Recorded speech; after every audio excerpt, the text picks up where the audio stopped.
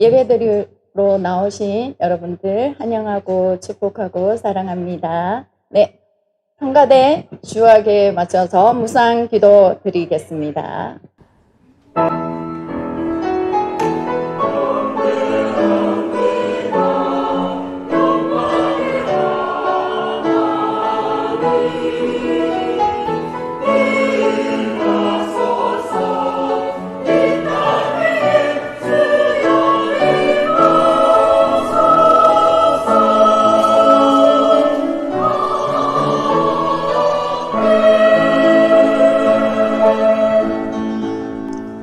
사랑이 많으시고 하나님 아버지 감사를 드립니다. 저희들을 하나님 아버지 이 성전 가운데에 하나님 아버지 저희들을 불러주시고 하나님 예배 드릴 수 있도록 인도하여 주심에 감사를 드립니다. 하나님 아버지 하나님께 예배 드리는 이곳에 주의 영향이 충만하게 임하여 주시고 예배 가운데 주님을 깊이 만나고 주의 음성을 듣는 귀한 예배 시간이 되게 하여 주시옵소서. 하나님 홀로 영광 받아 주시옵소서. 감사드리며 예수 이름으로 기도드리옵나이다. 아멘. 이 찬양은 아마 아시는 분도 계실 것이고 아마 처음 부르는 찬양일 수도 있는데요.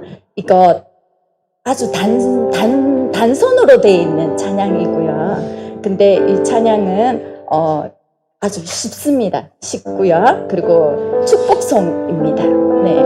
그리고 여러분들 이 찬양을 배워보기도 하고 우리 한번 같이 한번 찬양 드리도록 하겠습니다.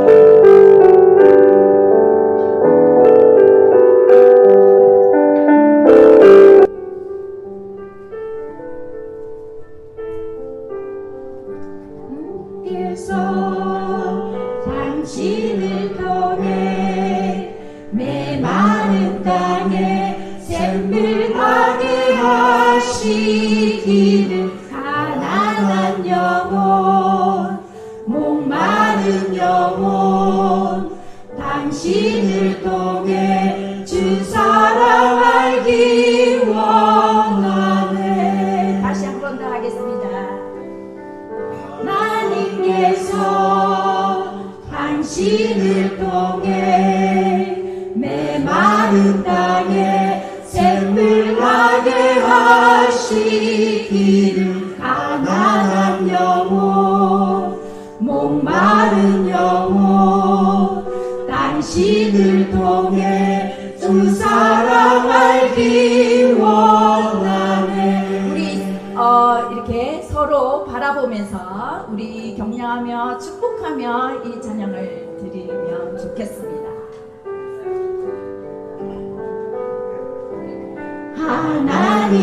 하나님께서 당신을 통해 메마른 땅에 샘을 가게 하시기를 가난한 영혼 목마른 영혼 당신을 통해 주 사랑 알기 원. 한 번 더 하겠습니다.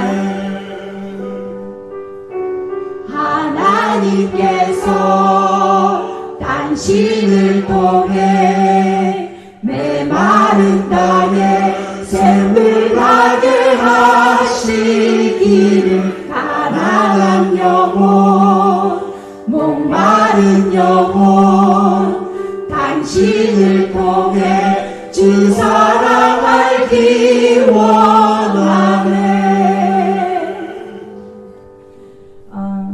여러분들을 통해서 하나님의 사랑과 말씀과 그 메마른 땅에 샘물 나게 주 사랑이 넘쳐나기를 여러분들 삶 속에 넘쳐나기를 축복합니다. 함께 지어져가는 금요기도에 오신 여러분들은 아마 이 찬양을 아실 거라 하는데 이 찬양도 함께 우리가 간절한 마음으로 우리 함께 불렀으면 좋겠습니다.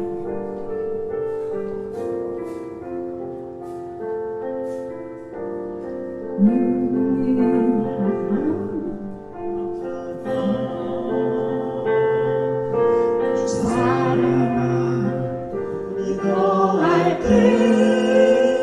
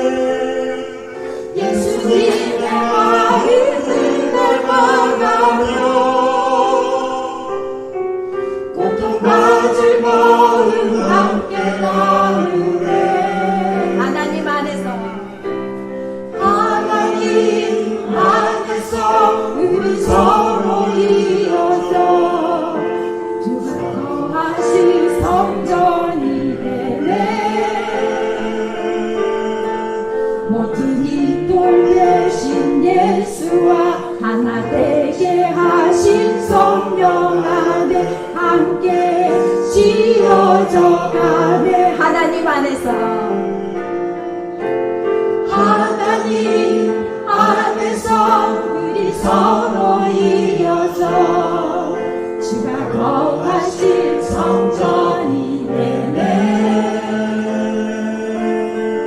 모퉁이 돌 대신 예수와 하나님 하신 성령 안에 함께 지어져 가네. 그의 안에서 건물마다 서로 연결하여 주 안에서 성전이 되어가고 너희도 성령 안에서 하나님이 거하실 처소가 되기 위하여 그리스도 예수 안에서 함께 지어져 가느니라. 아멘. 우리 모퉁이 대신 예수와 하나가 되게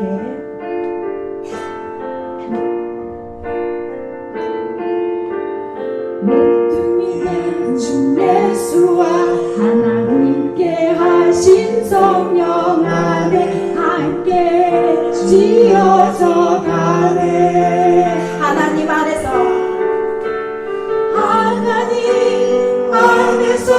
우리 서로 이어져 주가 거하실 성전이 되네.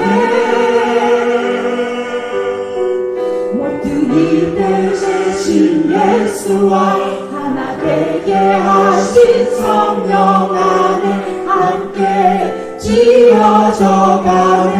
하나님 안에서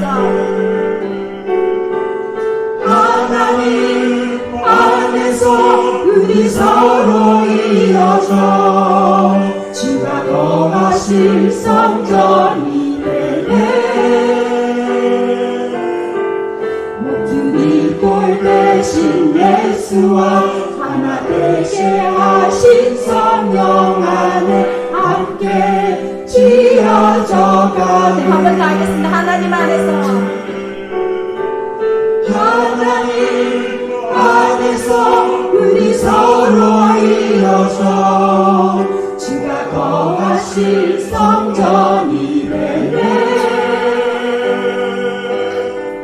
모퉁이 돌 대신 예수와 하나 되게 하신 성령 안에 함께 지어져 가네. 아멘. 그 자리에 일어나셔서 38장 예수 우리의 왕 찬양 드리겠습니다.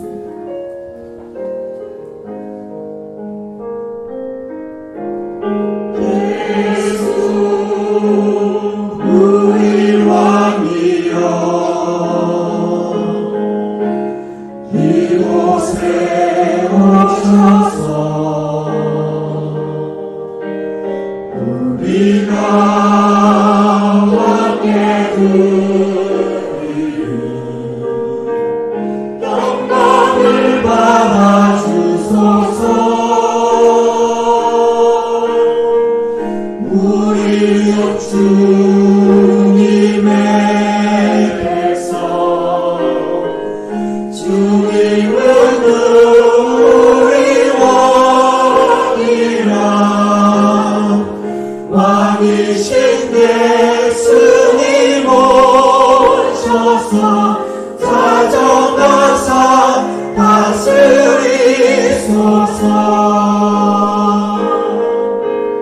예수 우리 주시여 이곳에 오셔서 우리가 주께 드리는 찬양을 받아주소서. 우리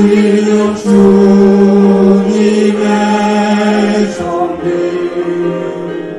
주님은 우리 주시라. 주 대신 예수님 오셔서 이 찬양을 받아주소서.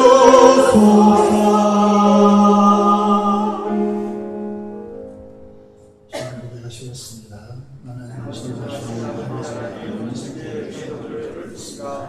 하나님의 일하신 우리 주 예수 그리스도를 믿습니다. 그는 성령으로 인도하여 모퉁이와 말라에게서 나시고 우리를 주시고 장사님이 사랑에 충장하셔서 다시 살아나셨으며 하늘에 오셔 정하신 아버지 하나님의 양자이시다가 우리로부터 살아있는 자와 죽은 심판하러 오십니다. 나는 성령을 믿으며 거룩한 공회와 성도의 죄와 죄를 용서하는 것과 몸의 부활과 영생을 믿습니다. 아멘. 앉으시겠습니다.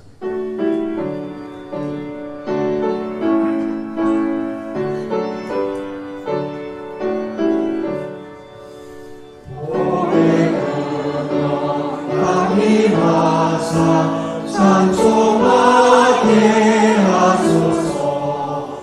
한량없이 자비하신 증량할 길 없도다.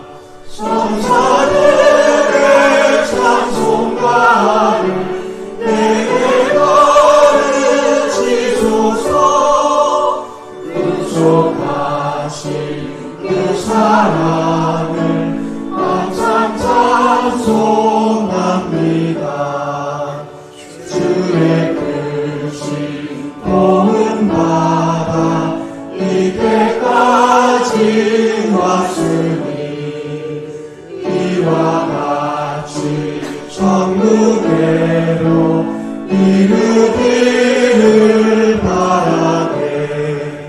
하나님의 품을 떠나 죄에 빠진 우리를 예수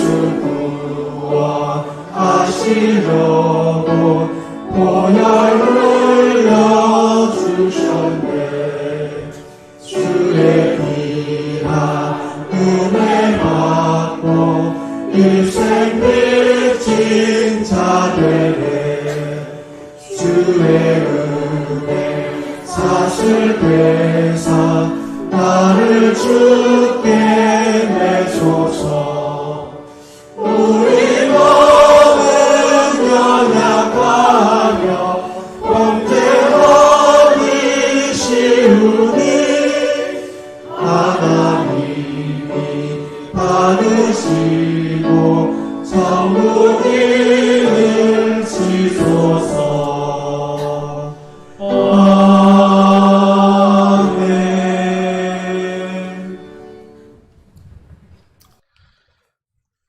함께 기도드리겠습니다. 사랑과 은혜가 풍성하신 하나님 아버지, 귀한 주일에 저희를 예배자로 나오게 하심을 감사드리며 모든 찬송과 영광을 올려드립니다. 언제나 바라옵고 원하는 것은 하나님께 예배드리기 위하여 나온 모든 이가 십자가의 능력으로 정결케 되어 하나님 받으시기에 합당한 거룩한 예배자가 되기를 원합니다. 예배 가운데 함께 하시는 하나님을 믿으며 담대히 나아가게 인도하여 주시고 드리는 예배를 받아 주시옵소서. 영원토록 하나님을 찬양하고 예배하기를 원합니다. 참 예배자로 받아 주시옵소서.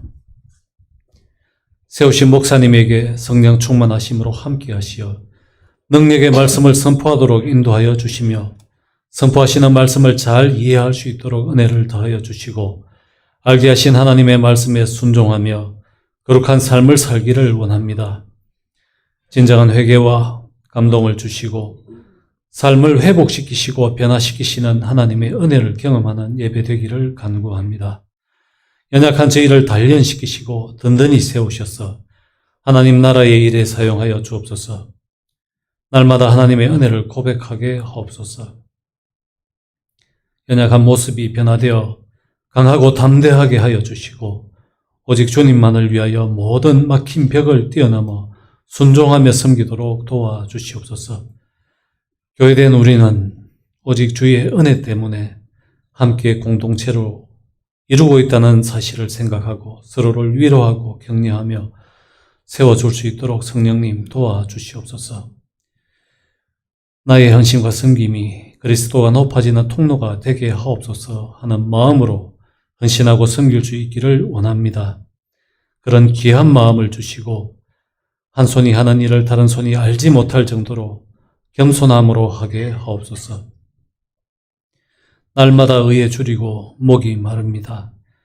말씀을 인하여 줄인 것을 채워주시고 갈증을 해소할 수 있도록 은혜를 베풀어 주옵소서. 묵은 땅을 기경하시는 하나님, 우리의 제약된 것들을 갈아엎으시고 새롭게 하여 주옵소서. 주를 위한 일에 작은 일도 소중히 여기며 하나님의 영광을 위하여 기쁘고 감사한 마음으로 섬기게 하시고 어렵고 힘든 일에 더욱 앞장서게 하옵소서.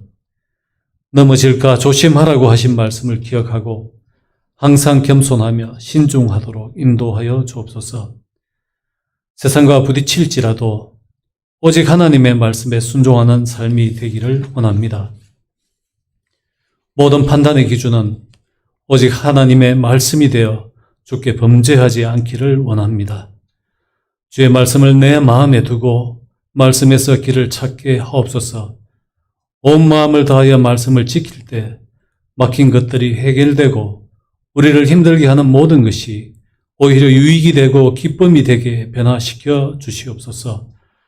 성도 한 사람 한 사람을 하나님 나라를 위한 동역자로 귀하게 여기는 마음을 주옵소서. 하나님과 깊이 교제함으로 알게 되는 기쁨을 이해하는 예배가 되도록 축복하여 주시고 이러한 기쁨과 평안을 누리기 위해 하나님께 교제하는 것을 사모하는 마음을 가지게 하옵소서. 온전히 주님 안에 거할 수 있도록 모든 잡념과 염려를 내려놓고 주를 신뢰하며 믿음으로 살 수 있도록 도와주시옵소서. 연로한 성도들의 건강을 지켜주시고 가정을 위하여 교회를 위하여 또 나라와 민족을 위하여 드리는 간구를 받아 주시옵소서.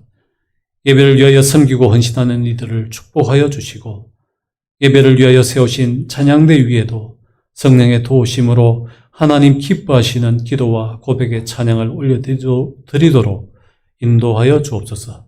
감사를 드리며 예수 그리스도의 이름으로 기도드립니다. 아멘.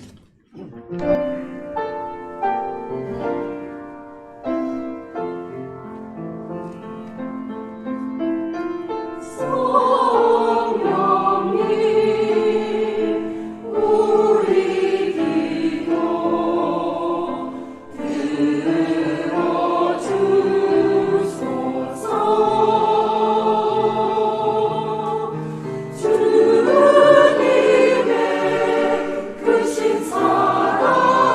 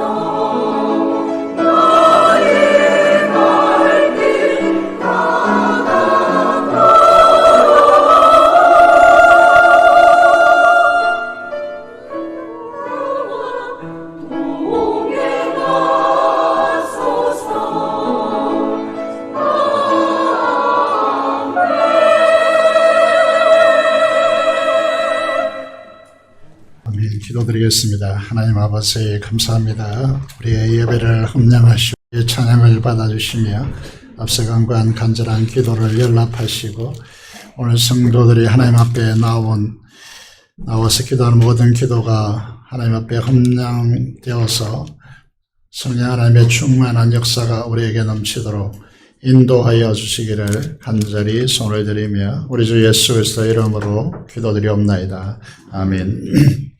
하나님 말씀을 함께 보시겠습니다. 역대상 13장 말씀입니다.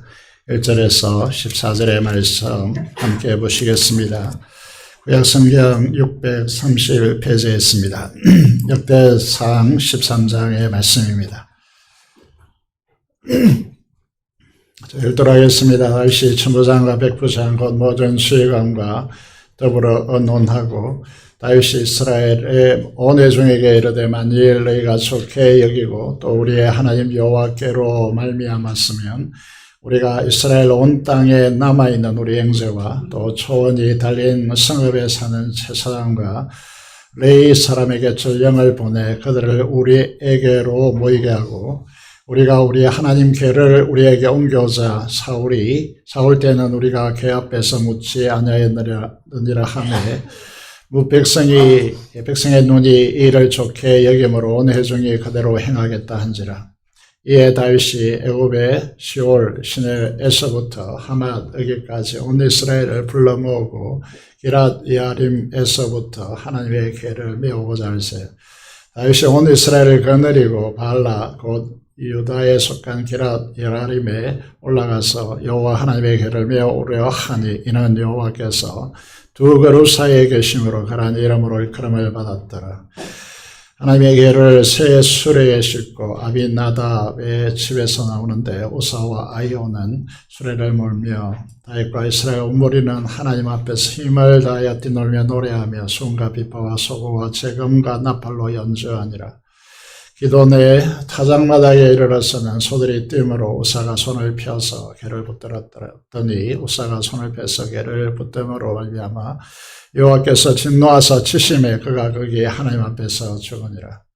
여호와께서 우사의 몸을 찢었었으므로 다윗이 노하여 그 우사를 베려서 우사라 부르니 그 이름이 오늘까지 이르니라. 그날에 다윗이 하나님을 두려워하여 이르되 내가 어떻게 하나님의 궤를 내 곳으로 오게 하리오 하고 다윗이 궤를 옮겨 자기가 있는 다윗성으로 메어드리지 못하고 그 대신 가드 사람 오벳 에돔의 집으로 메어 가니라. 하나님의 궤가 오벳 에돔의 집에서 그의 가족과 함께 석 달을 있으니라. 여호와께서 오벳 에돔의 집과 그의 모든 소유에 복을 내리셨더라. 아멘. 오늘은 베레서 우사라는 제목으로 하나님의 말씀을 선포하겠습니다. 깨닫는 지혜와 여러분 삶의 문제에 하나님께서 응답하셔서 해결하는 하나님의 은혜가 여러분에게 있기를 간절히 소망합니다. 오늘 베레서 우사 사건을 보면서 하나님 앞에 기도합니다.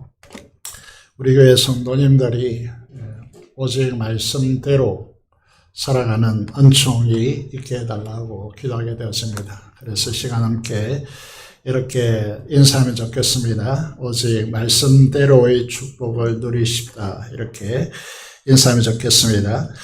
말씀대로의 축복을 누리십시다.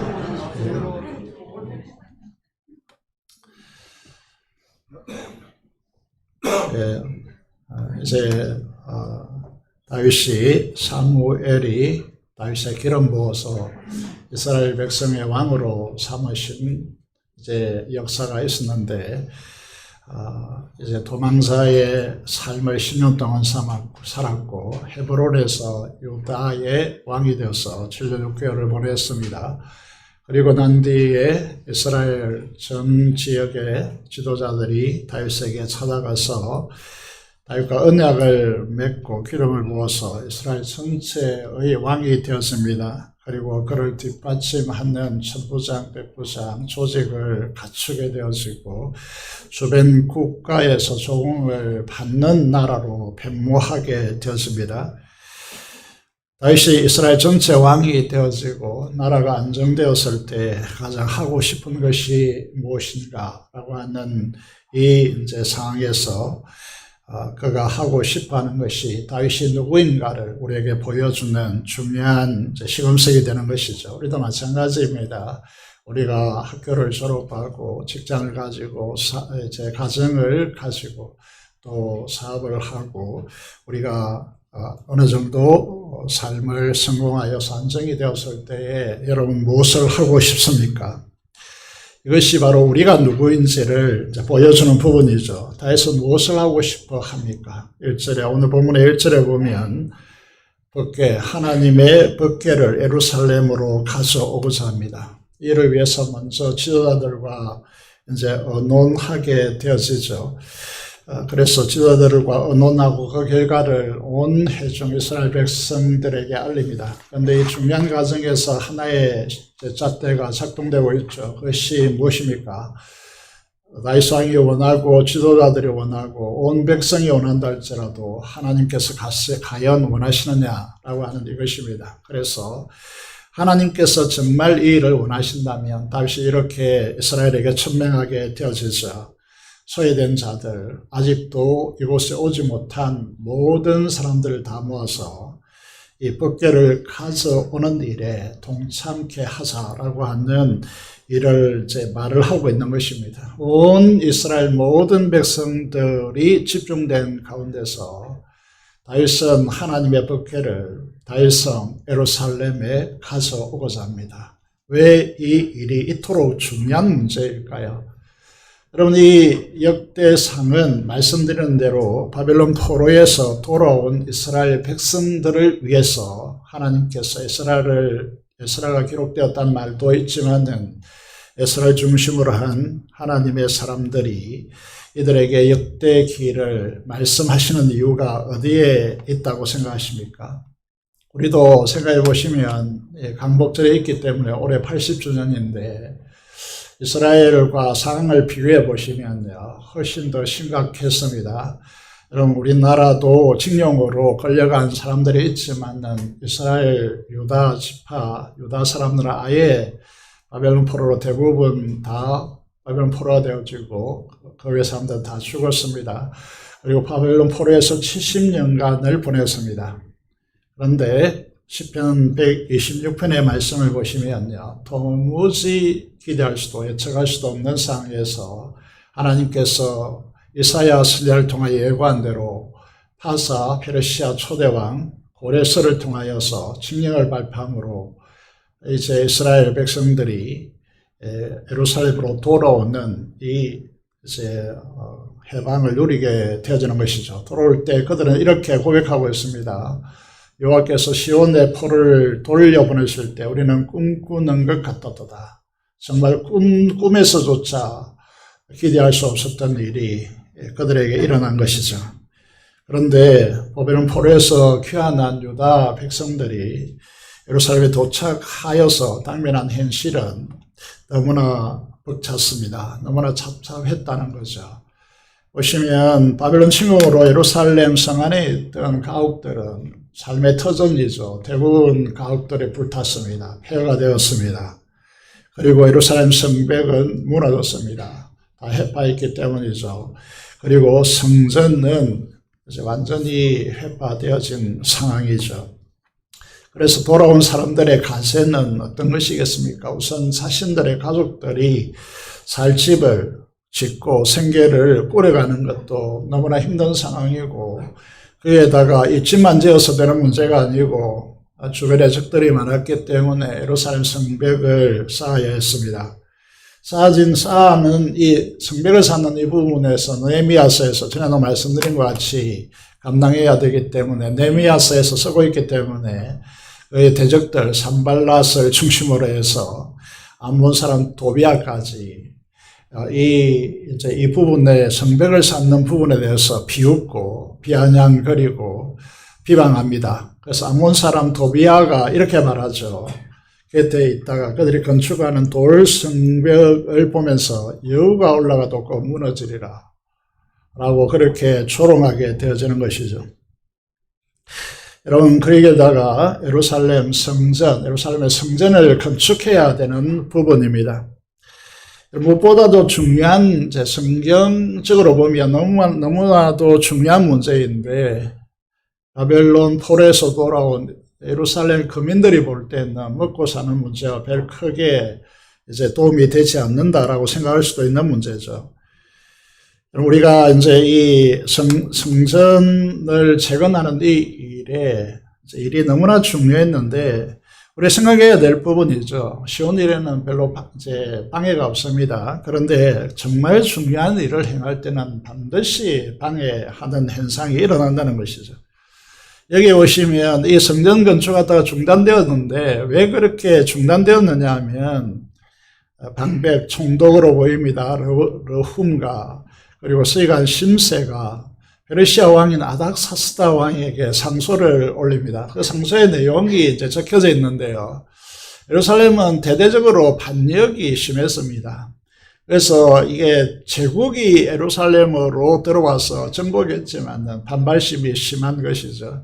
그래서 이 역사적 사기를 보면 이런 역사가 다 기록되어져 있습니다. 만약에 이 성벽이 구축되어지고 성전이 지어지면 반드시 왕에게 세금을 바치지 않을 것이고 독립국가를 추구하게 될 것입니다. 그래서 상소가 아닥사스다 왕에게 마음을 움직여서 예루살렘 성전이 아닥사스다 왕에서부터 다리오 왕까지, 다리오 제2년까지 중단되었다, 이렇게 되었습니다. 여기에 대하여서 하나님께서 선지자 학개를 보내서, 유명한 구절이죠.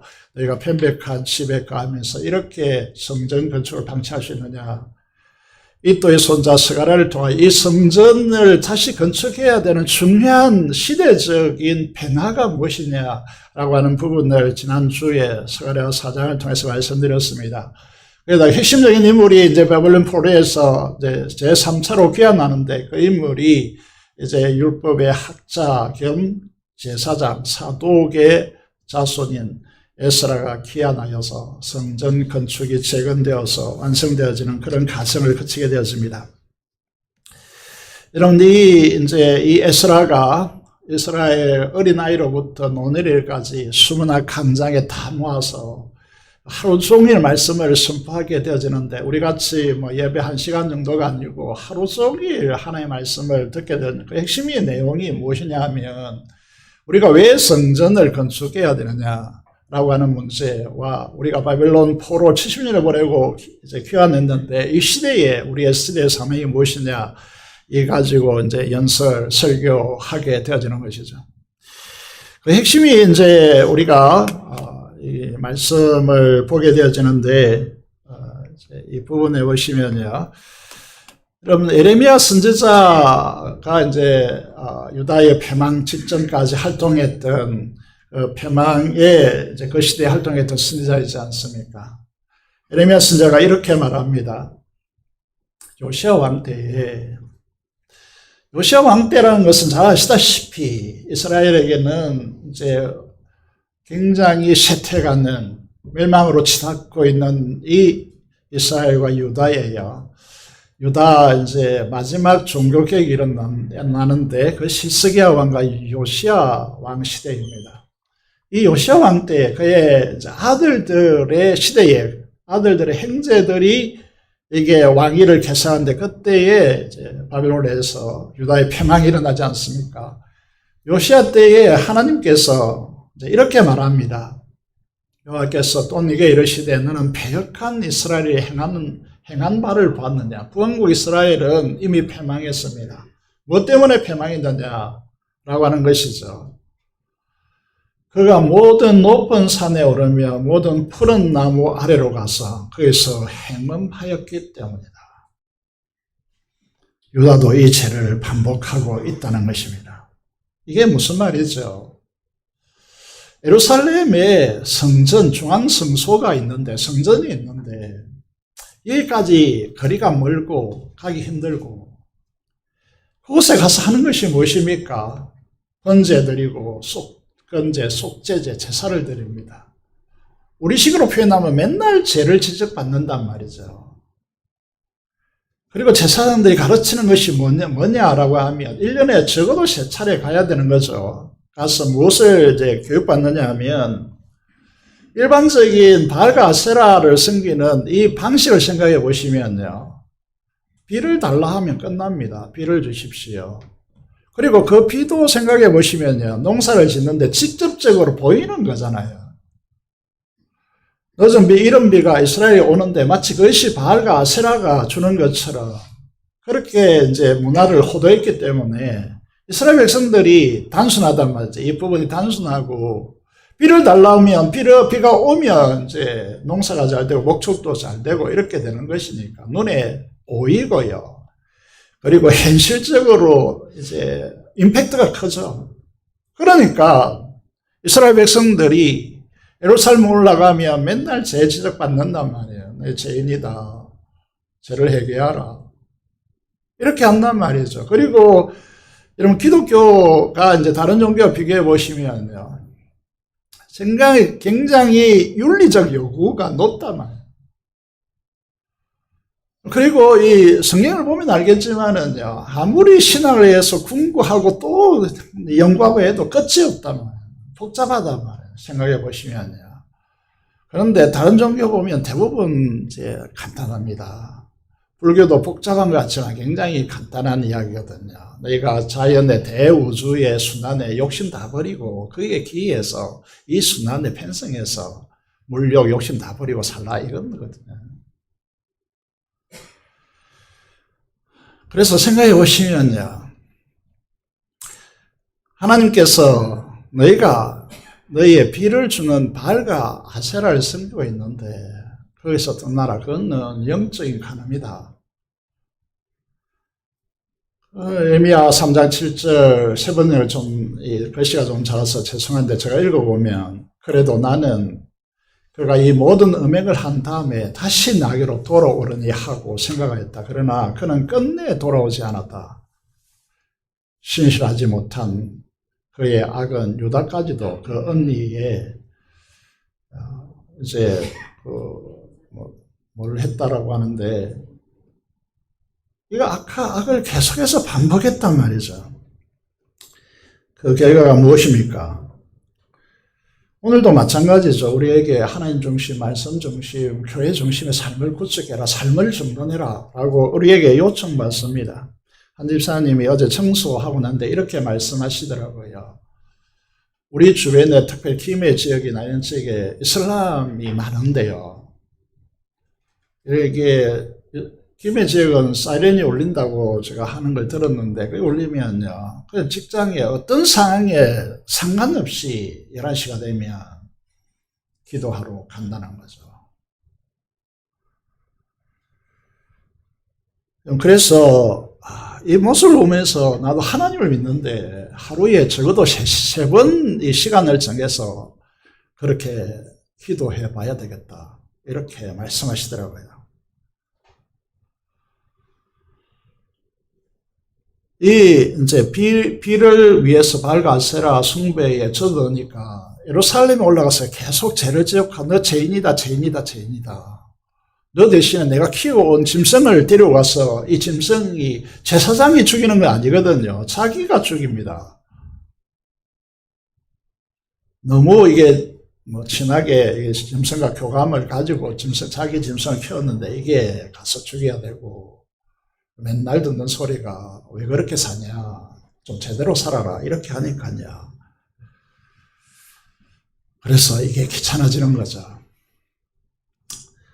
주교에 나타난 현상도 비슷합니다. 생각해 보시면요. 여러분 중에 이 자리에 와서 일주일에 정말 힘들게 살다가 이 자리에 와서 이 책망하는 소리를 듣고 싶어 하겠습니까? 주교에 나타난 현상은 무엇입니까? 새벽 예배요. 새벽 기도에 없애는 교회들이 많습니다. 어차피 올 사람이 없기 때문이죠. 수요 저녁 예배요. 직장인 학생들이 아예 오지 않기 때문에 낮에 드립니다. 어차피 그 사람 낮에 드리든지 저녁 드리든지 똑같잖아요. 낮에 드리겠다는 거죠. 여러분, 이런 이 안일한 생각들은요, 우리 민족을 위기로 몰아갑니다. 우리가 힘들겠지만은 시대를 거스려서 온몸으로 저항하여서 지킬 것은 지키고 가는 게 우리 교회가 존재하는 이유입니다. 바벨론 포로에서 돌아온 구약 교회 시대적 사명이 무엇입니까? 발과 아세라 숭배로 상실한 다윗 왕국을 재건하는 것입니다. 그래서 다윗 언약을 복원하는 것이죠. 다윗 언약의 핵심은 무엇이냐라고 하면요, 우리가 사무엘 하 7장 12절 13절 그 16절에 그 핵심이 녹아 있는데, 이렇게 하나님께서 말씀하십니다.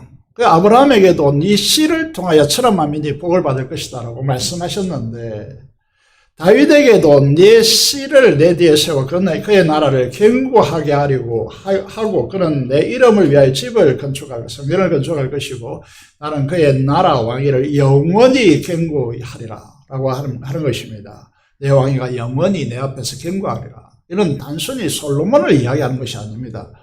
그래서 마태복음 1장 1절에 보시면 천년이 일어나죠. 이 역대기 또 구약성에 읽고 이제 잘 아는 분들이요, 마태복음 1장 1절만 딱 읽어도요, 그냥 가슴이 정말 어떻게 주체할 수 없는 상황이 됩니다. 여기 보시면 우리 한글은 이제 순서적으로 보면 아브라함이 위에 사람이니까 아브라함부터 먼저 적지만 원어는 이제 헬라는 그렇게 적지 않거든요. 그러니까 다윗과 아브라함의 자손 예수 그리스도의 족복해보라 이렇게 적고 있다만, 바벨론 귀환자들이 성전을 짓는 것은요, 우리도 마찬가지겠지만 단순한 이야기가 아닙니다. 이 다윗과 아브라함의 씨의 언약이요, 이게 이제 바알과 아세라 숭배로 이스라엘과 유다가 패망되어지고 이 언약의 수로가 막혔는데, 이 바벨론에서 70년 동안 노예 생활을 하고 바벨론에서 돌아온 이들에게 가장 중요한 문제가 무엇이냐면 이 막힌 다윗 언약, 씨의 언약의 수로를 회복하자 하는 이야기입니다. 여러분, 이 싸움은요, 어떤 싸움이냐 하면 이게 먹고 사는 문제와 현실적으로 피부적으로 와닿는 이야기냐 하면 그렇지 않다는 거죠. 여기에 중요성이 있습니다. 여러분, 먹고 사는 문제도 힘든데, 여러분, 다윗 언약 고차원적인 이야기라고 생각할 수 있는데 이것을 다시 회복시키자라고 하는 이 이야기를 하고 있단 말이죠. 여러분, 우리의 싸움도 마찬가지입니다. 언약을 통해서 하나님 나라를 드러내는 이 일이 우리의 먹고 사는 문제와 어떻게 긴밀하게 연결되어진가, 신앙을 통해서 이걸 찾아야 되는 문제이다는 거죠. 이 시대 사람들이 아우성치입니다. 저는 이제 차를 탈 때마다 뉴스를 꼭 듣는데 대담하는 것들을 꼭 이제 기독교 방송을 들으려고 하지 않고 그건 이제 시대를 읽기 위해서 들으려고 하는데요. 이렇게 말합니다. 상공인들이 너무 많이 줄도산을 하고 있다. 거리를 가봐라. 지금 도시가 지금 생동감이 있는가. 이런 이야기를 하거든요. 여러분, 조금만 더 방치하면 살아날 가능성이 전혀, 한국 사회가 살아날 가능성이 없기 때문에 지금 손대야 된다. 지금 새 정부가 들어서서 그런 말을 하고 있습니다. 피부적으로 느끼고 계시죠. 특히 부산 지역에 있는 우리 젊은 층들, 청년들의 이 심각성은 너무나 어막막하기만 합니다. 그래서 제가 이제 이런 소리를 잠시 하지만 구청에 가서 저희 제일 위에 있는 그 공간에 좀 시티팜을 좀 하는 청년들을 좀 그 장소를 내주고 싶다, 이런 이야기도 합니다.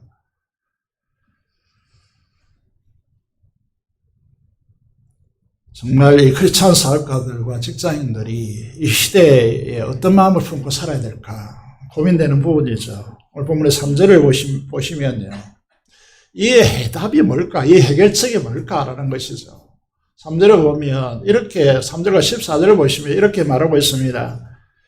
사울 때는 우리가 하나님께 그 앞에서 묻지 아니했느니라. 14절의 말씀을 보시면요, 여호와께 묻지 아니하였으므로 여호와께서 그를 죽이시고 그 나라를 이새의 아들 다윗에게 넘겨주었더라라고 그렇게 되었습니다. 법궤는 무엇을 위해 필요한 것입니까? 하나님께 묻기 위해서 필요한 것입니다. 이게 하나님 법궤입니다. 하나님 법궤가 무엇이길래 하나님께 묻기 위해서 하나님 법궤를 찾아서 다윗은 예루살렘으로 이 법궤를 가져오려고 할까요? 이 그림을 잘 아시겠습니다만은 법궤는 어떻게 구성되어져 있죠? 많은 천사들이 있는데 이 천사가 얼마 정도 되는지 예측은 제가 잘 못하겠습니다. 그런데 예수님께서 십자가 위에서 말씀하셨죠. 12영이라 되는 천사, 이렇게 한 군단 정도를 영이라고 표현하는데요. 그게 우리나라는 3군이잖아요. 그런데 12영이나 되는 천사 군대를 가지고 계신다. 이게 이제 우리가 추측하여 이제 생각하는 부분이죠.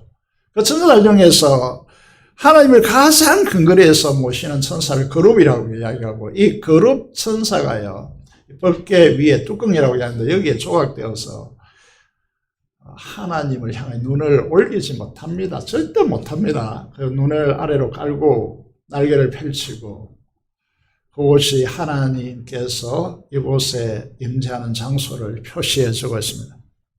우리는 이곳을 향하여서, 이곳을 이제 속죄소라고 합니다. 대제사장이 7월 10일에 1년에 한 차례 피를 가지고 이곳에 뿌려짐으로 이스라엘 백성들의 죄가 사해지고, 이스라엘에게 하나님께서 이곳에 임하신, 하늘의 온 우주에 충만하신 하나님께서, 여러분 신학적으로 이렇게 표현하면 자기를 제한시키시고 자기를 이곳에 제한시켜서 이곳에 임하여서 왜 이곳에 임하느냐 하면 하나님의 나라, 하나님의 통치를 이스라엘 가운데 구약교회 안에 펼치기 위해서입니다.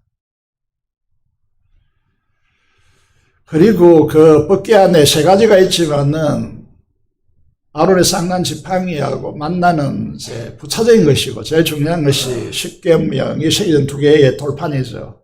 무슨 의미입니까? 하나님은 하나님의 통치를 무엇을 통해서 실현하겠다는 것입니까? 하나님의 법을 통해서 실현하겠다는 것이죠.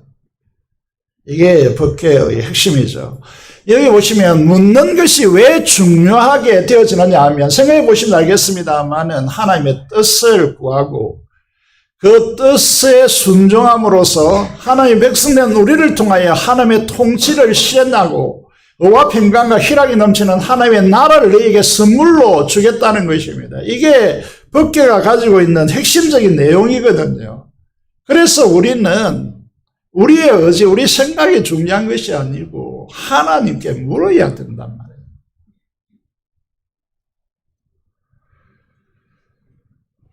이 핵심을 신약적으로 말하는 것이 무엇입니까? 그것이 마태복음 6장 33절입니다. 제가 볼 때 성경에 중요한 말씀들이 많지만은요, 우리는 마태복음 읽을 때 산상수훈을 보면서 너희가 팔복의 사람이다, 이게 강조되어 나오겠지만, 이게 우리는 팔복의 사람이 이미 되어져 있고, 그런 우리에게 중요한 말씀은, 핵심적인 말씀은 마태복음 6장 33절이란 말이죠. 너희는 먼저 하나님의 나라와 그의 통치로부터 오는 의를 추구해라고.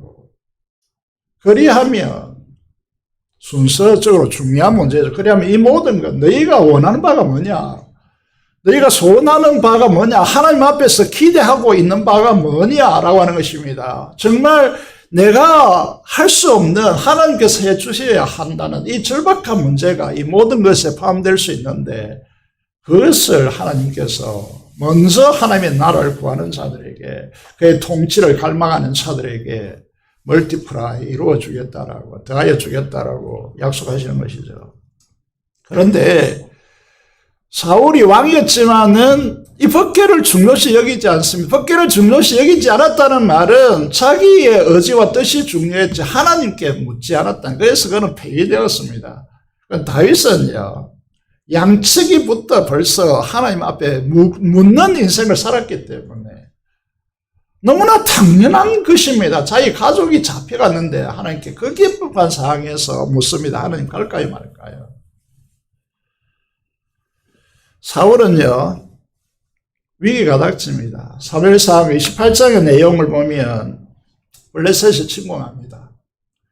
침공했는데 하나님께 나가서 기도합니다. 하나님 어떻게 할까요? 기도하지만 하나님께서 응답하지 않습니다. 왜 응답하지 않느냐? 사무엘상 15장의 말씀을 보시면요, 아말렉 진멸을 하라 했는데 불순종했습니다. 여러분, 불순종하면 하나님 기도가 막힙니다. 왜 기도가 응답하지 않느냐? 첫 번째 점검해야 될 것이 무엇입니까? 그건 불순종입니다.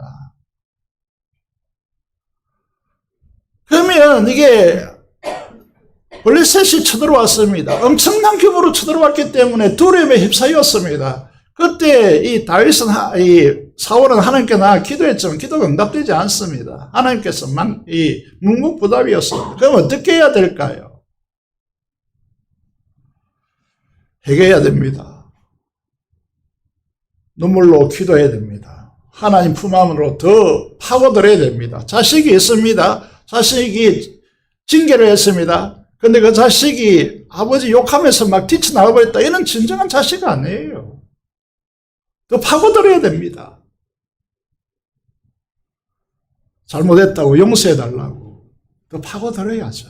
매맞더라도. 사울이요, 하나님께 불순종했더라도 하나님께 파고들고 회개하고 살려달라고 하나님께 기도해야 됩니다. 그런데 어떻게 합니까? 사울은요, 율법에 엄격하게 금지되어진 신접한 여인을 신하들 보내서 찾으라고 그리로 갑니다.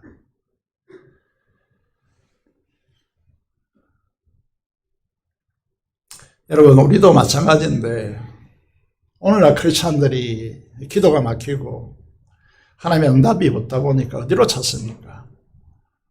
요염하다고 하는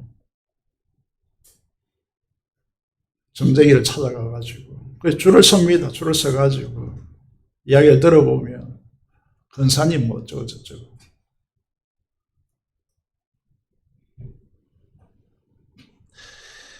여러분, 우리가 자신의 생각과 사고와 논리와 경험에 의존하여 결정하니까 아니면 법계를 중심으로 가져오고 있습니까?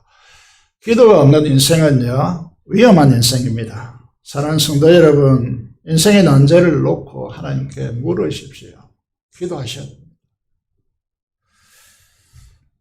자, 우리 시대에 가장 중요한 하나님의 도전이 무엇이냐? 자기 생각, 자기 경험, 자기 주장을 하고 하나님께 기도로 묻지 않는다.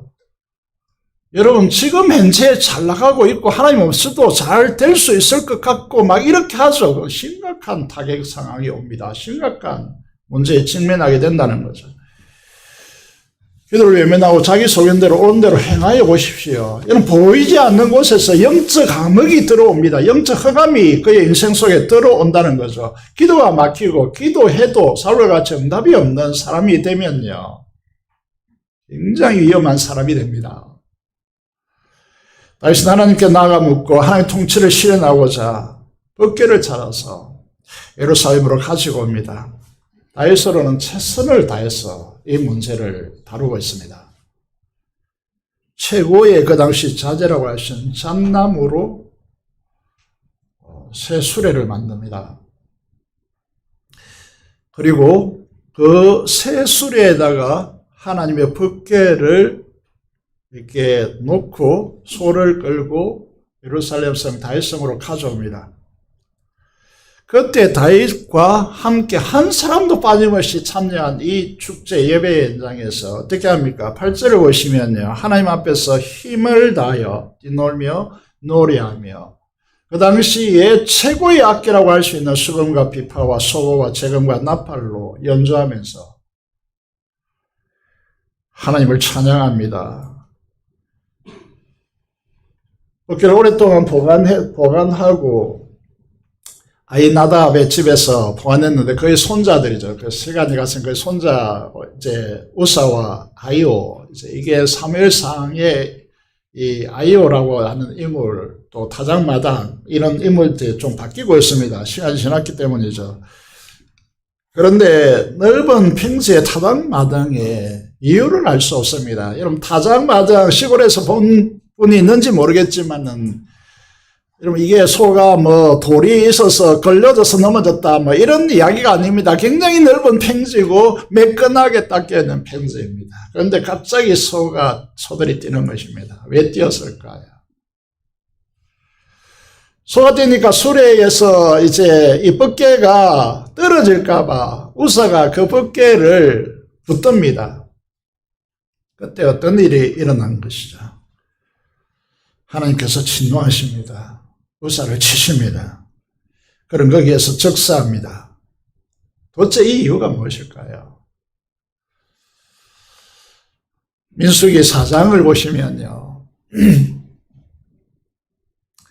이 덮개는 레위 지파 제사장 중에서 고핫 자손, 아론의 세 아들 중에서 고핫 자손만이 이 덮개를 멜 수 있습니다.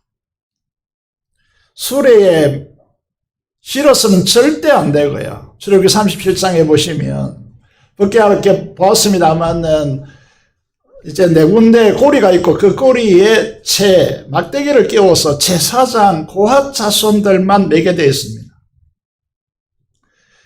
그런데 다윗이 어떻게 합니까? 그 시대 사람들이 어떻게 합니까?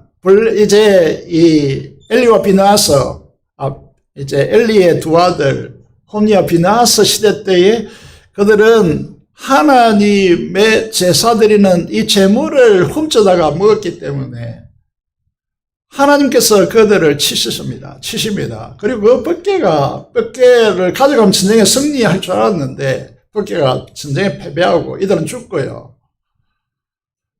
덮개가 빼앗기죠. 그 블레셋이 자기 신의 다곤 신전에 가서 놓았는데 덮개가 있는 그 다곤 신전에 어떤 일이 일어납니까? 다곤 신상이요.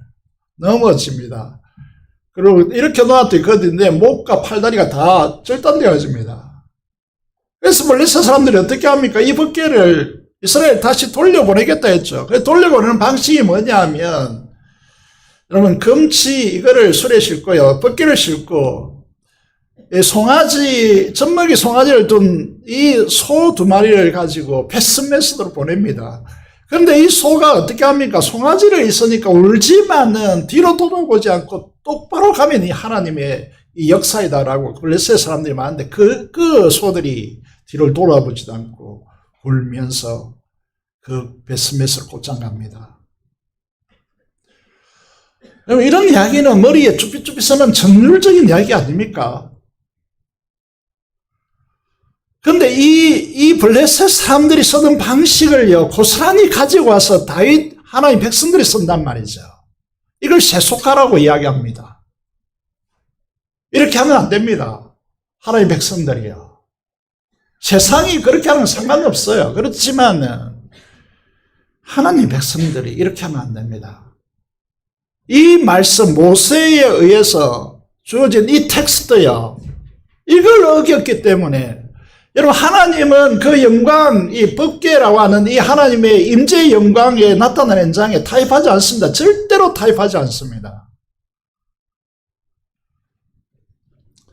여러분, 이 11절에, 오늘 본문 11절에 보시면요, 하나님께서 우사를 죽이셨다. 이 단순한 이야기가 아닙니다. 11절에 보면 우사의 몸을 찢으셨다. 이렇게 됐습니다. 여러분, 이 덮개를 가지고 다룬 영화가 있는데, 인디아나 존스 레이더스라고 하는 영화를 보신 분이 있는지 모르겠지만, 덮개를 여러 거 보았다가, 그 빛이 나와서 사람이 다 죽는 그런 영화를 아마 좀 나이 드신 분들은 보았을 것 같은데, 그 몸이 폭탄을 맞은 것처럼 찢어졌습니다.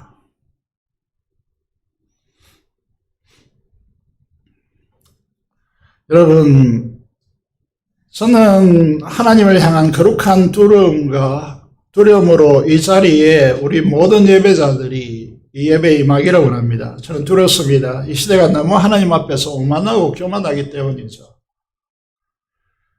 하나님의 영광의 거룩한 임재 앞에서 두려움과 떨림이 있는 예배자이기를 원합니다. 하나님의 덮개 우리 앞에 놓여 있습니까? 하나님의 그 임재 앞에, 그리고 그 말씀 앞에 우리가 서고 있느냐라는 것이죠. 너무 세속화되어지잖아요. 목회자도 그런지 모르겠지만 듣는 청중들의 태도가 말이죠. 연설적으로 생각하잖아요. 이런 방식은요. 예배가 예배되지 않습니다. 우리 교회가 이제 변화되기를 원하는데요. 비전센터를 짓는 이유도 여기에 있습니다. 하나님의 말씀이 아닌 인간적인 방식, 당연히 하는 방식으로 자행되어지는 세속화의 물결을 우리는 두려워해야 됩니다. 기도하지 않으면요. 이 세속화의 물결은 규모가 클수록 너무 빨리 우리에게 침입해 들어오거든요. 우리에게 브레사우사 사건이 일어나지 않고 하나님 임재 안에서 자신의 신발을 벗고 성령 하나님의 감화 감동으로 충만한 사람이 되기를 원합니다. 제가 금요일에 기도하면서 말이죠. 정말 하나님 우리에게 필요한 것이 무엇입니까? 물었습니다. 마음에 들려오는 응답이 무엇인가 하면 여기에 보시면요. 성령으로 연단받은 불의 사람 되게 하소서라고 되어 있습니다. 그동안 우리의 사연들이 너무 많잖아요. 이런 많은 이 사연들이요. 성령의 불로 태워지기를 원합니다. 너무 많은 말들을 해왔고요. 상처받는 많은 일들을 우리가 행했기 때문에 우리의 이제 신령설이 감정대로 보면 너덜너덜 이렇게 걸려와 되어 있을지 모르겠습니다. 여러분, 이런 것들이 하나님께서 받으시고 하나님께서 원하시는 교회로 쓰임받기 위해서요. 성령의 물로 태워달라고 하는 이 갈망이 우리에게 일어나야 되고 이 소원이 우리에게 일어나야 됩니다. 우리의 경험과 우리의 판단과 감정 소모, 실력이라는 자기 신을 여기 보시면 주말 앞에 이 말이 무슨 말이죠? 하나님의 법궤, 하나님의 속죄소에 임하신 하나님의 임재 앞에서 우리 자신의 신은 무엇을 의미하고 있느냐 하면 하나님께서 이 가시덤불에 타지 않는 불꽃으로 임하셔서 모세에게 요청하시죠. 이곳은 거룩한 곳이니 너의 신발을 벗으라고. 우리 신발을 벗는 이유는 신발이라는 것은 자기의 쭉 끊어집니다. 내게는 내 능력이 아닌 성령 하나님께서 불로 임하셔서 역사하셔야 우리에게 미래의 희망이 있습니다. 이런 상태에 희망 없어요. 인간적인 여러 가지 이야기와 여러 가지 말들 속에서 희망이 없다고요. 여러분의 감정, 여러분의 판단, 여러분의 능력 이런 것들이 가져온 부정적인 것들, 이제 성령 하나님께서 그 임하시는 불로 태워달라고 하는 이 간절한 기도가 여러분에게, 여러분 마음속에 기도하면서 성령께서 주시는 마음들이 아닙니까? 내 생각, 내 판단의 신발을 벗고 주 발 앞에 기도하니 불을 내려주소서. 여러분, 아무리 인간적인 생각으로 좋은 잣나무로 새수를 만들고 법궤를 끌어오는 이런 시대가 모세 시대도 아니고 시대가 바벨론 시대의 사람들이 생각할 때에 여러분 다윗 시대도 마찬가지. 그 찬란한 시대를 이제 구축했으니까 시대에 걸맞는 방식이 이 수레의 방식이라고 하면서요. 그렇게 우리로서는 최선을 다해서 춤추고 축제하고 온갖 옷길을 다 들어서 저희들도 뭐 오케스트라 구축해가지고 그런 마음이 다 있는 거죠. 당연히 있어야 되지 않겠습니까? 그래서 하나님의 이름에 합당한 오늘 이제 오늘 새벽에 큐티를 했는데 말이죠. 예배라고 하는 것이 이제 영어로 worship이라고 표현하는데 같이 10 그 하나님이 가지신 그 영광에 합당한 가치를 돌려드리는 것 이게 예배단 말이죠. 그럼 예배를 하고자 하는 그 심상에 모든 성도들의 심상에 하나님께 이 땅에서 내가 할 수 있는 최고의 것들을 다 바쳐서 하나님을 예배하고 싶다는 마음이 없겠습니까? 그런데 그게 이 시대가 주는 세속화의 물결을 따라가면 안 된다 이 말이에요.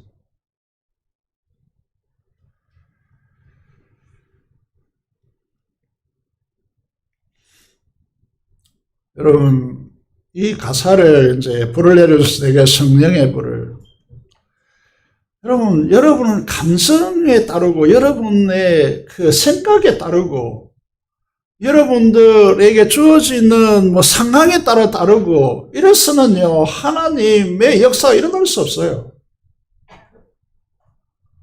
기도해야 됩니다. 불을 내려주셔서 내게 성령의 불을 뭐 하라고요? 죽어진 영혼 살릴 수 있도록.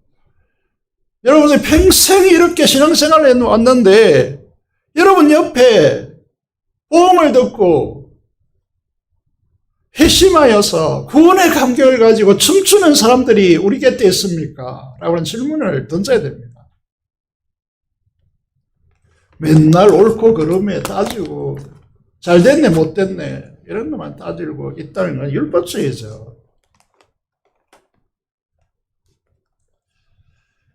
그리고 스가랴가 성전을 지어야 된다고 독려하면서 이제 새 시대가 왔다. 감람나무에서 올리브를 따가지고 우리가 그 어게가지고 그 기름을 몇 번이나 짜가지고 좋은 기름을 정제해가지고 여러분 성전에 그러면 기름 주발에 붓고 거기 불을 붙여서 여러분 이 불을 밝히는 이런 시대가 아니다. 성전을 짓는 이유는 감람나무에서 직접 오는 방식, 성령께서 우리 마음속에 임하는 방식의 시대를 열기 위해서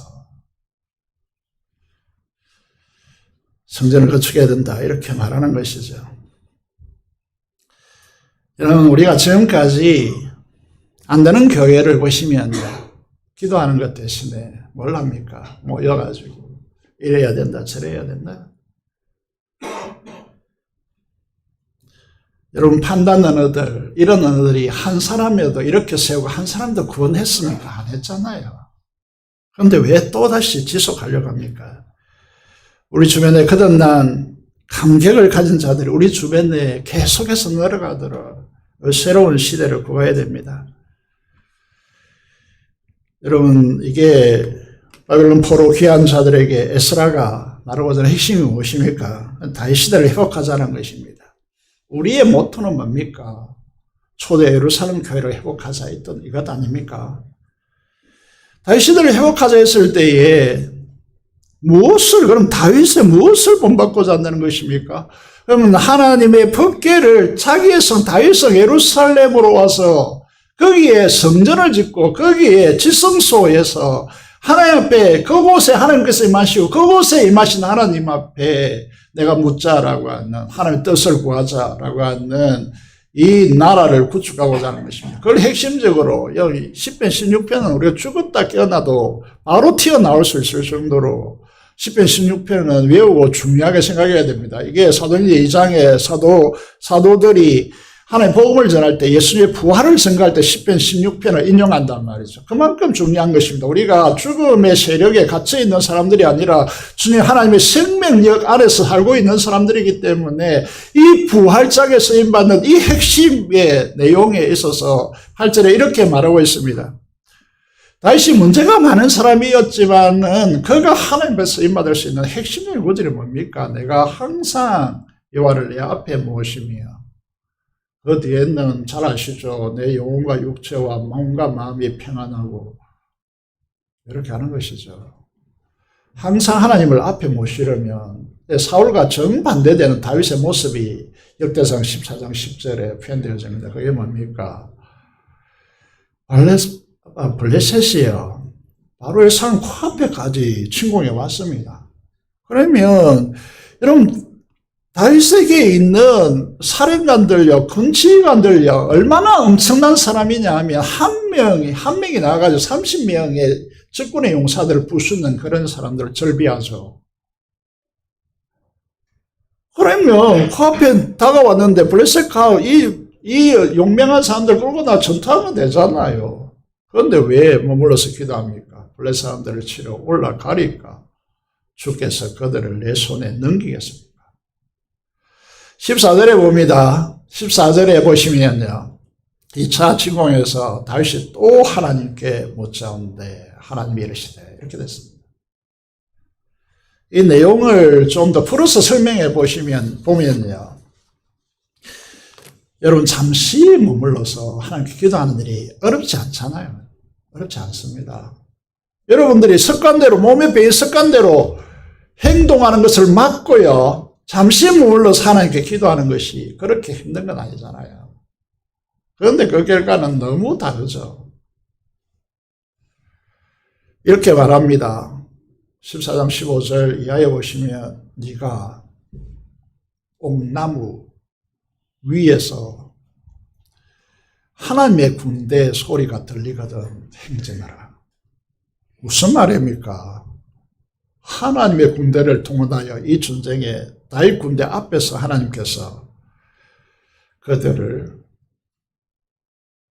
부순 것입니다. 생각해 보십시오. 지금 크리스찬으로서 사업하고 크리스찬으로서 직면한 우리 삶의 현장에 여러분 실력으로 하겠습니까? 아니면 하나님께서 임하시는 방식으로 하시겠습니까? 답은 간단하죠. 그죠?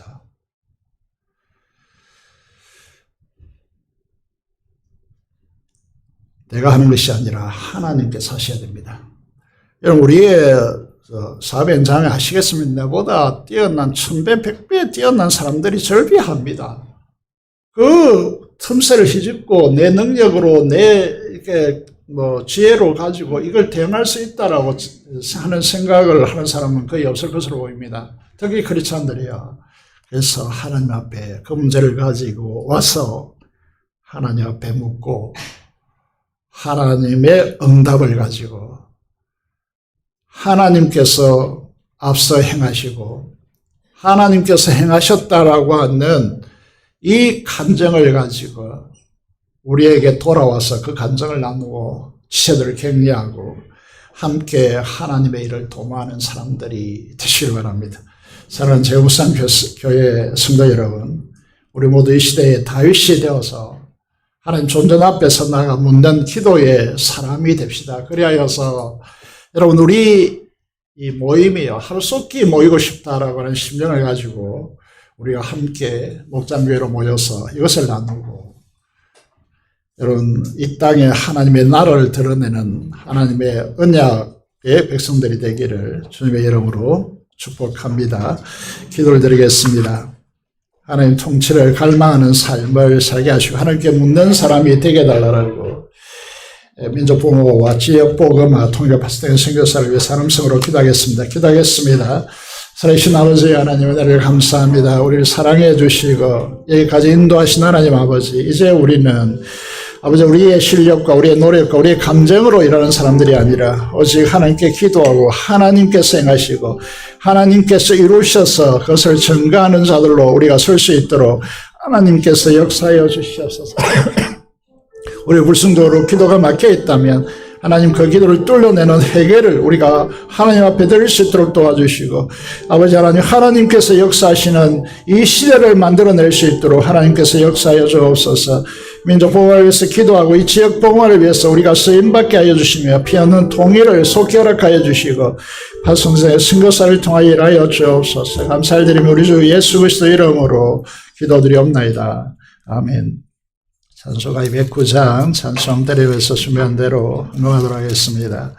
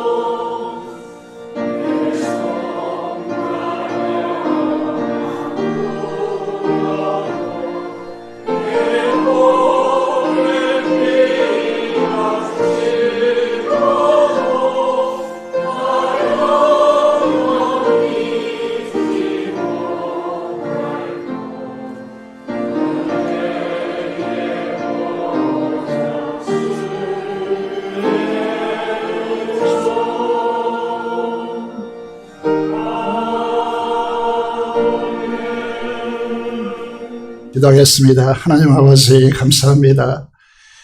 우리 교회를 새롭게 하기 위하여 베레사우스라고 하는 말씀을 통하여 또 우리의 삶에 여러 가지 하나님의 역사심이 필요한 이 길에 대해서 우리에게 말씀하여 주시니 감사를 드립니다. 하나님 제 영광 앞에 나아가서 기도로 묻는 삶을 살게 하여 주시고 그 하나님께서 말씀하시는 뜻에 오로지 순종하여 주님께서 일하심을 우리가 목도하는 제가 무산교회 모든 속한 성도들이 될 수 있도록 하나님께서 역사하여 주시옵소서. 하나님 아버지, 이 시대가 너무 힘들고 너무 어렵습니다. 하나님의 도우심이 없으면 우리는 무너질 수밖에 없는 시대적 상황 속에 놓여 있습니다. 하나님 아버지, 우리가 보다 더 이런 어려운 시대일수록 베레사우스 사건을 생각하며 하나님의 말씀대로 하나님의 뜻대로 행하는데 정밀해질 수 있도록 하나님께서 역사하여 주시고 하나님의 마음에 합한 사람으로서 하나님의 뜻에 순종한다면 천지를 창조하신 하나님께서 우리의 소원을 만족해 하시며 우리의 청춘으로 독수리같이 올라갈 수 있는 새 힘을 공급하여 주시겠다. 약속하신 약속을 붙들고 나갈 수 있도록 인도하여 주옵소서. 주영광과 11조 목장을 따라 특별히 건축을 위해서 헌신하는 귀한 자녀들에게 두 손 들어 축복하여 주시고 은혜 위에 은혜를 더하여 주시옵소서. 감사로 기도 제목을 가지고 하나님께 감사하는 이 감사를 흠량하시고 하나님께서 하나님의 그 엄청난 구원의 세상으로 열어주시기를 간절히 손을 드리며 우리 주 예수 그리스도의 이름으로 기도드리옵나이다. 아멘.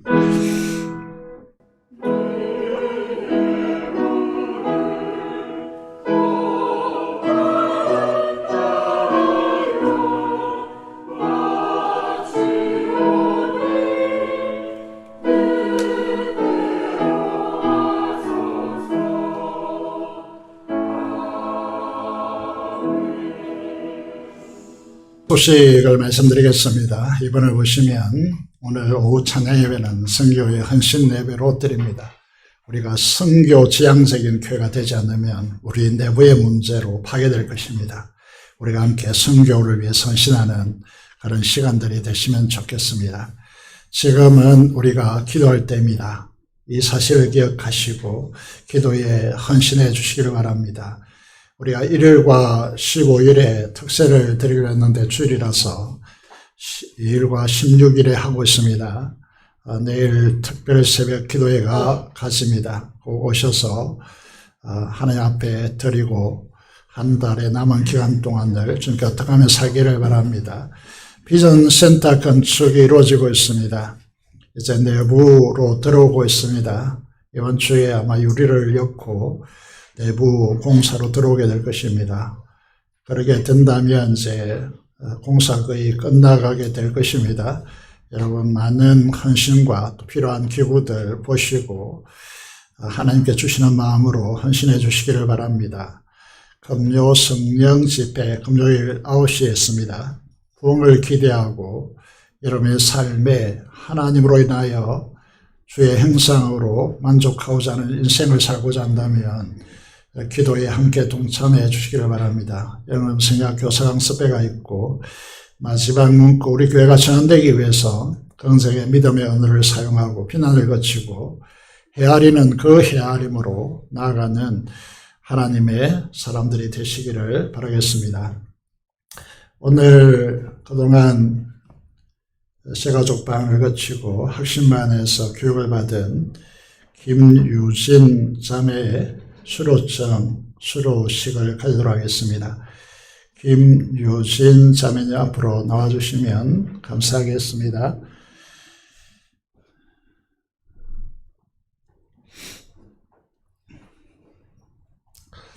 서울에서 친구의 소개를 받고 우리 교회에 오셔가지고 정말 성실하게 교육에 임해주시고 출석하게 되어서 감사를 드립니다.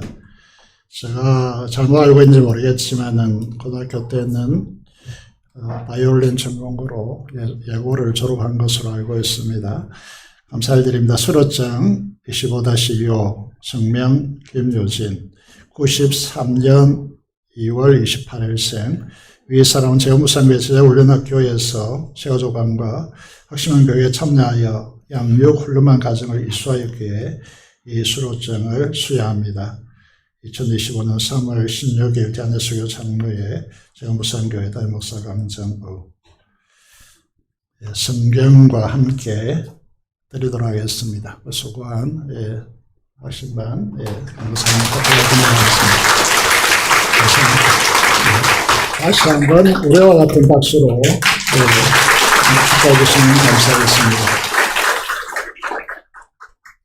그리고 송홍아 근사님 둘째 아들이죠. 이곤 집사님 오랜만에 오셔서 예배 드리고 있습니다. 교제하시면 감사하겠습니다. 같이 일어나셔서 찬송가 1장 찬송 드리겠습니다.